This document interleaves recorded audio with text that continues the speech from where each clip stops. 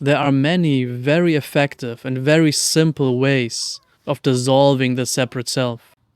And we are going to look at one of those methods here in this video. Now, before we go to the actual method, let's try to be as clear as we can in this short time about what we actually mean by the separate self.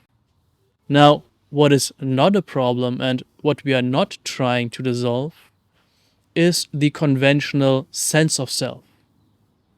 This simply means that right here, right now, I can effortlessly distinguish between what is myself, this body mind, and what isn't.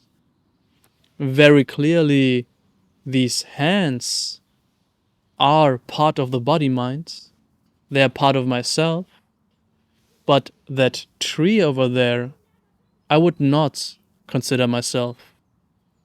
So, of course, that kind of differentiation is very, very useful. We're not trying to get rid of the conventional distinction between self and other. Now, what is fascinating and very, very strange is that in addition to this conventional sense of self, we can also form the belief that there is an actually existing self here. Now, what precisely that self is not that easy to define, but somehow we often have the sense and the belief that this self exists somewhere within the body. Sometimes it can be believed to be in the upper chest or torso area, and very often we believe that the self exists in the head as the one who is looking through the eyes right now, the one who is thinking thoughts and making decisions. So again, there's a belief in a solid entity. And that belief can be seen through, so that it's just a light construction, which then just dissolves naturally and effortlessly. So what we're going to do is just hone right in on the location of that seeming separate self. So very simply, what we're doing now is just placing our hands right on the side of the head. So you just have the sensation of your fingers right on your temples.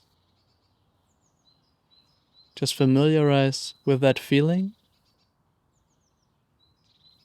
And now just notice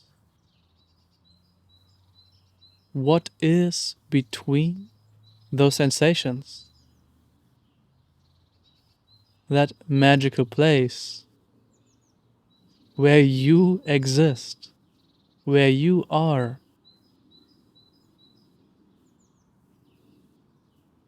What do you find there? Is there someone or something? Is there anything at all? Right here,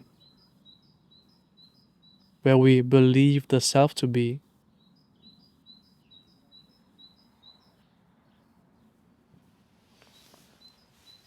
Well, I couldn't find any entity there. No self. No thinker, no seer, no observer. Nor could I find the absence of that self. It is not like there was some infinite void there where I believed the self to be. It's just that the self couldn't be found. Now, maybe you will reply that there were sensations moving through, flowing between your fingertips. So you're placing your hands here, and there's a sense of these ephemeral energies, feelings in between your fingers. So then just ask yourself, is that the self? Is that the suspected solid entity which is aware of experience, which is thinking thoughts and making decisions? Well, quite clearly it's not. So this is a very ordinary observation. The seeing through of that construction of the separate self is nothing crazy or mystical. We just don't find that self. And yet clearly awareness is here. Is awareness located between my fingers? Well, no. Awareness is not found here. It is not found anywhere. And yet clearly awareness is present. Present where? We cannot say. And we don't need to say.